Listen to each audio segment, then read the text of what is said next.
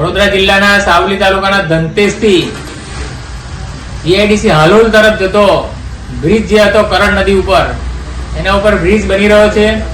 અને બ્રિજ બનવાના કારણે તંત્ર દ્વારા કોઝવે નું ડાયવર્ઝન આપીને કોઝવે તૈયાર કરવામાં આવેલો. આ કોઝવે પ્રથમ વરસાદે ધોવાઈ ગયો છે. હવે પરિસ્થિતિ એવી ઊભી થઈ છે કે સાવલી તાલુકા ધંતેસથી સદાપુરા જવા માટે અને સદાપુરાથી ધંતેજ આવવા માટે વિદ્યાર્થીઓને ખૂબ જ મુશ્કેલી પડી રહી છે.